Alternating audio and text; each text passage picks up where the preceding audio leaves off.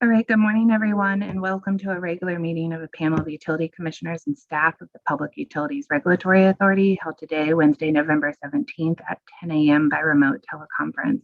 My name is Chairman Marissa Gillette, and I'm joined virtually today by my colleagues, the Vice Chairman Jack Bukowski and Commissioner Michael Karen. We have a regular calendar and consent calendar in front of us today. We'll begin with today's regular calendar. The first item on today's regular calendar is docket number 20-12-44, PURA's review of the electric companies and electric distribution companies' plans for maintenance of transmission and distribution overhead and underground lines. I will be presenting today's decision for the panel's consideration. As I mentioned, this is docket number 2012-44. It is capturing a biennial report required by PURA to be submitted to the Energy and Technology Committee of the Connecticut General Assembly, pursuant to sections 16-32K and 11-4A of the General Statutes of Connecticut. The report is being submitted on behalf of PURA to the committee, covering the vegetation management practices of the United Illuminating Company and the Connecticut Light and Power Company doing business as Eversource Energy. Pursuant to statute, the authority is required to submit this report to the General Assembly on a biennial basis, reviewing the vegetation management practices of each of our electric distribution companies. Let's see, on December 28th of last year, the authority established the instant proceeding to review the EDC's plans for maintenance of transmission and distribution overhead and underground lines. Those reports are filed by the EDCs pursuant to our regulations, specifically section 16-32G-1. Earlier this year, we issued a notice of proceeding specifying that we would review the vegetation management practices of the EDCs as part of today's proceeding. A draft report was issued on October 27th, to which we provided the opportunity to submit written comments. In the report, which will be available for viewing on the authority's website and submitted to the legislature, the authority reviews the vegetation management program of both Eversource and UI, including information regarding the emerald ash borer and gypsy moth infestations, which have continued to lead to an unprecedented number of weakened, dying, and dead trees. The report also summarizes program updates from calendar year 2020, as well as the expenditures and projected expenditures for both Eversource and UI.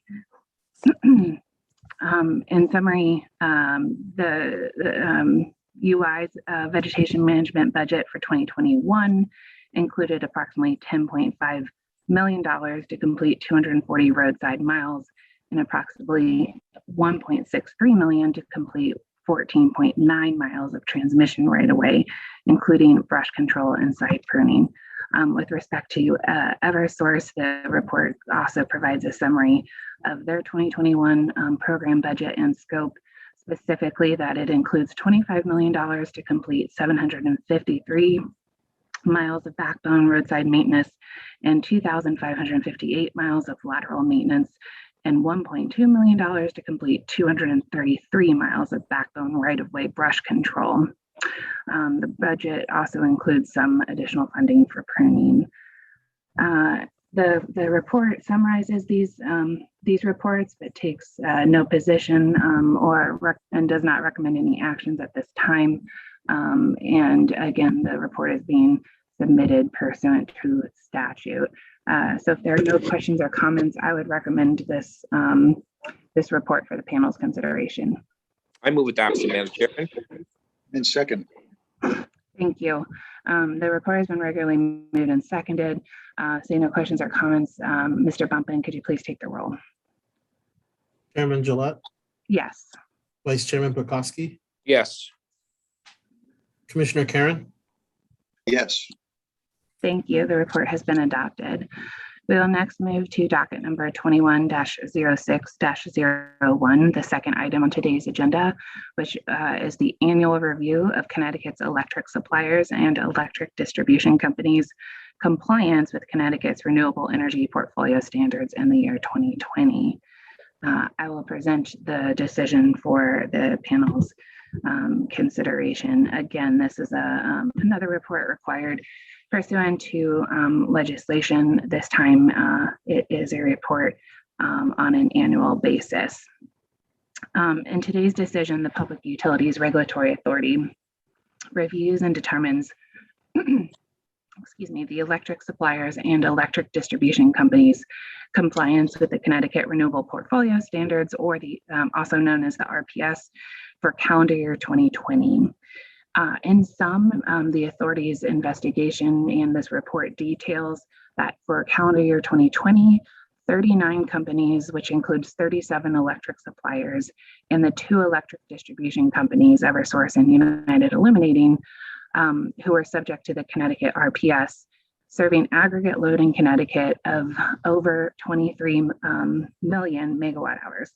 Of those 39 companies, 35 fulfilled the RPS requirements by procuring and properly settling the necessary amount of renewable energy certificates, also known as RECs, for a given class, with 21 companies fulfilling their full RPS requirements through RECs. The aggregate renewable source deficiency from the remaining companies not meeting the requirements consisted of 106,180 Class 1 certificates, 20,983 Class 2 certificates, and 18,788 Class 3 certificates. This deficiency results in an assessment of just under $7 million in alternative compliance payments. Of specific note for today's decision, the majority of that alternative compliance payment, representing more than 5.8 million of that $7 million, results from one supplier, Liberty Power Holdings, who did not purchase any RECs to satisfy its RPS obligations in 2020. The decision on today also summarizes the collective banking practices of the electric suppliers and EDCs, which the authority notes resulted in 372,000 certificates banked in 2020. I would recommend today's decision for adoption by the panel. I move adoption. And second. Thank you. The decision has been regularly moved and seconded. If there are no questions or comments, I would ask Mr. Bumpin to please take the roll. Chairman Gillette, Yes. Vice Chairman Pekoski, Yes. Commissioner Karen, Yes. Thank you. The decision is adopted. We'll next turn to docket number 21-08-04, the annual review of statewide shared clean energy facility program requirements with respect to year 3. I'm going to ask Mr. Reiner to please present today's decision on behalf of the authority staff. Thank you, Chairman, and good morning, Commissioners. In today's decision in docket number 21-0804, the authority approves revisions to the program requirements for use in program year 3 of the Shared Clean Energy Facility Program, or the SCEF program. Additionally, the authority approves bid preferences and a procurement price cap for the year 3 procurement process. The SCEF program requirements were first proposed by the Department of Energy and Environmental Protection and approved by the authority in 2019. Pursuant to section 16-244Z of the Connecticut General Statutes.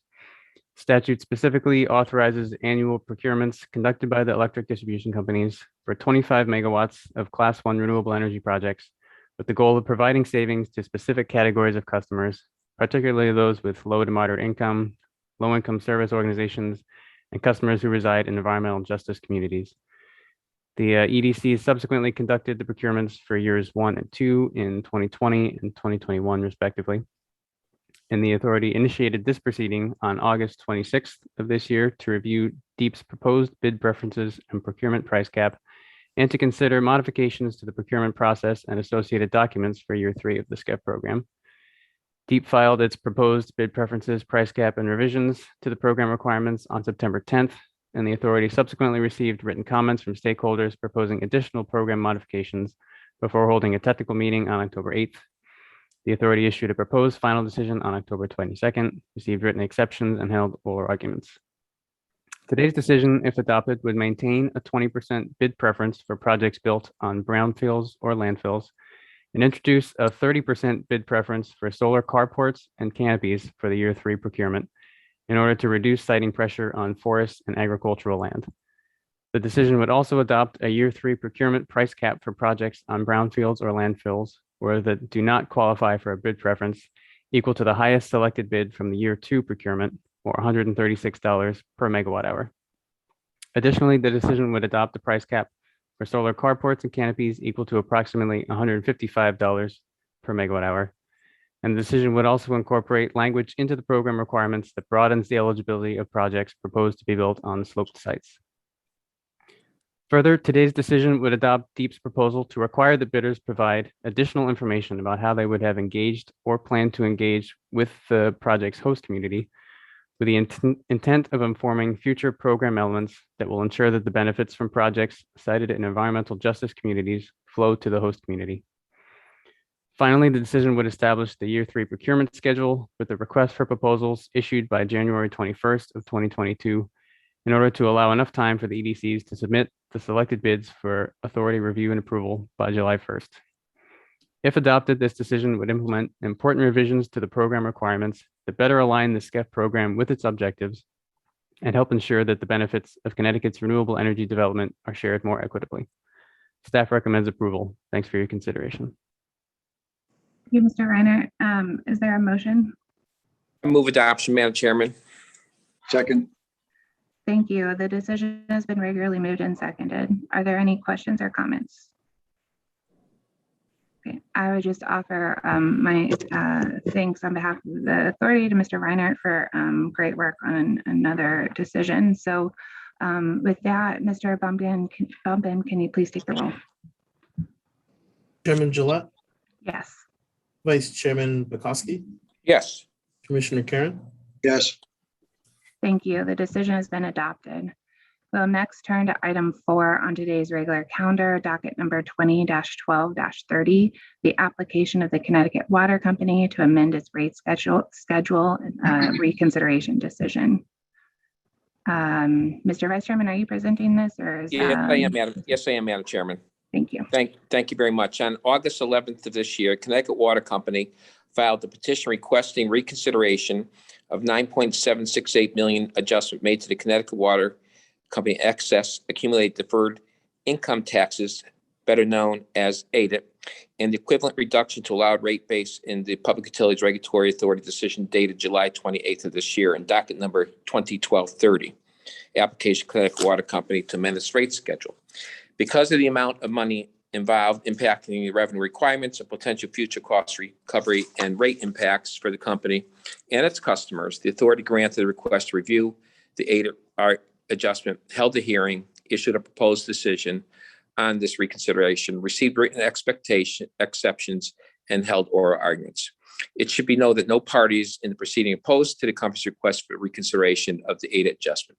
The OCC supported this adjustment. In this reconsideration decision, the authority approves the requested adjustment based on corrected exhibits. I recommend this to the panel. I move adoption. Regularly moved and seconded that this docket be approved. Call the roll, please. Mr. Chairman, Mr. Vice Yes. Chairman, if you don't mind, I'd like to make a remark. Mr. Vice Chairman and Madam Chairman, this decision, as I understand it, will not be a unanimous decision, and I think for good reason. In an effort, the authority has tried very hard after very robust internal discussions and determined that we wanted to get the docket right in the first place, in the ultimate end of things. But the chairman's dissent makes some very valid points, and I would tend to agree that there is an emerging pattern of regulated entities, depending upon the generosity of the authority and the authority's staff and resources, to take up issues that should have been addressed during the docket evidentiary proceeding. So I would like to make it very clear that this commissioner going forward is going to be much more strict in addressing the burden that the regulated companies have accepted by statute. And that if they don't provide all the evidence that they need provided in the record, during the record, it probably will not be considered further. Simply said, mistakes on your part do not create emergencies on the authority's part. And while I plan on supporting the decision today, that may not happen in the future. So I just want to make sure that the lesson is learned, that everyone has their own responsibilities and obligations in these proceedings, and the authority does not have to bend over backward for anyone who didn't fulfill theirs. With that, Madam Chairman and Mr. Vice Chairman, I stand ready to support this particular decision. Thank you, Commissioner. Thank you, Commissioner Karen. Madam Chairman, do you have any comments? I know you've had a page and a half written dissent on this decision. Do you want to comment about? Thank you, Mr. Right. Vice Chairman. It's pretty explanatory what you put into your page and a half dissent. I think that I will let my written dissent speak for itself, and appreciate you giving me the opportunity. Thank you very much. Any further comment? Commissioner Karen, all set? All set? Okay, please call the roll. Vice Chairman Petkowski, Yes. Chairman Gillette, No. Commissioner Karen, Yes. Thank you very much. Docket's approved. Thank you. That concludes our regular calendar. So I'm going to move to our consent calendar for today. There are 10 items on today's consent calendar. Is there a motion? Madam Chairman, I move adoption of today's consent calendar, items 1 through 10. So move, second, Madam Chairman. Thank you. The consent calendar has been regularly moved and seconded. If there are no questions or comments, can we please take the roll? Chairman Gillette, Yes. Vice Chairman Petkowski, Yes. Commissioner Karen, Yes. All right, thank you. The consent calendar has been adopted. In that case, I have reached the end of today's regular meeting agenda. We will adjourn and reconvene next Wednesday, November 24th at 10 a.m. by remote teleconference. Thank you and have a great day. Thank you very much.